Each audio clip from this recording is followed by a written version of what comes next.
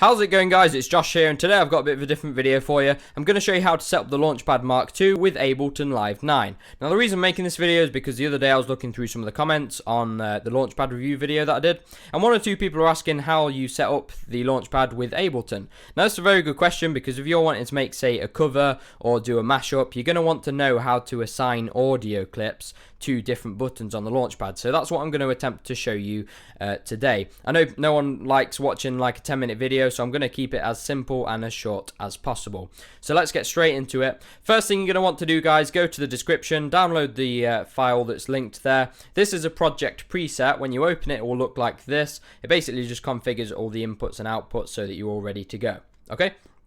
Next thing to do, go to options, go to preferences, and just double check that your Launchpad is detected and that you've got it enabled. You see here where it says track and remote, you're going to want to have those on for both input and output. Once you've done that, close it, and on your Launchpad you want to click user 1 mode. It sort of puts us into manual mode. Alright, so now we can load our audio clip in. So if you minimize Ableton, find your audio clip, and all you want to do is just drag it to where it says song sampling at the bottom here. Okay, drag it right to the start and pop it in like that, and then open up Ableton again, and you'll see we've got our sample in there. Now, quick note to people who are planning on making covers, what you're going to want to do is double click the top of the sample, and you see here where it says slave, just change that, click it and change it to master. What this will do is it will set Ableton's overall tempo to the same as your clip. It will sync it to it. Now that's handy if you're editing and trying to chop up bits, because then it will make sure it's all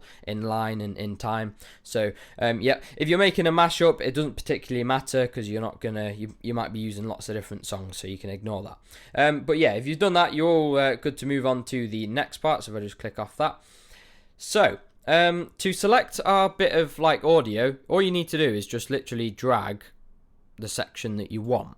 Now, before you do that, I'd just recommend going to the start of your audio clip like that, and just play the first bar. So sorry, I'll click here. There you go. So you can see with mine, it starts literally straight away. If you've got a gap at the start, like some songs sometimes do, you're going to want to get rid of that just by cropping it, just by dragging this little bit here. Yeah, that'll just get rid of it, and then you can line it up properly. Talking of lining things up, if you right click and go to fix grid, you can change the division of the lines on this grid. So you can change it to 4 bars, 1 bar, or if you want like loads of control, you got 16th notes and 32s as well. That will give you a greater sort of degree of accuracy when you're trying to drag look. But if you want to just say make a cover and you just want to use like 1 bar, then probably set it to that, because it's a bit simpler. Okay, so let's move on to the next part. Just drag to the start of your clip, or wherever you want to go from, and just literally highlight, I don't know, a bar of it. Yep, like that, or 2 bars or whatever. Then you're going to want to double click samples, just here. Press the button on the Launchpad that you want to assign it to. Okay, and then literally just drag the top of the clip here into this box, and when I play the button now, you'll see it plays it. So it's literally as simple as that.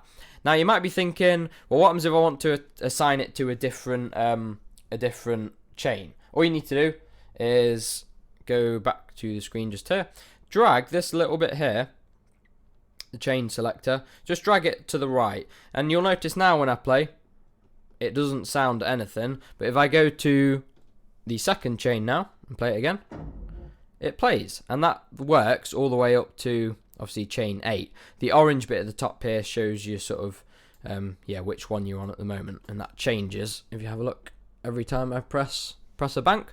So yeah, that's that. Now the last thing you need to know is if you are pressing a button and you want it to sustain or play the whole thing without you having to keep your finger on it, all you need to do, double click this, okay, and use this little slider to go across to the right, turn up the release all the way, and when I play it now, it will last the whole bar or 2 or whatever.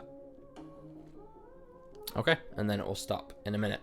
If you want to make every note that you play last the same amount, you can do this, which is a quite handy tip. Go to MIDI effects, go to note length, and literally just drag that in behind the drum rack.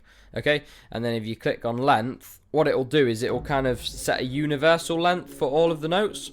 Okay, so every note that you assign, you won't have to go across and yeah, turn up the release every time, so that's kind of handy.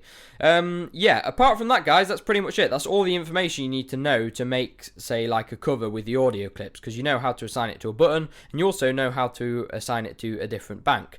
Yeah, that's pretty much it. If you've got any questions, guys, leave them in the comments. I'm sorry if I missed anything out. I think I got everything though.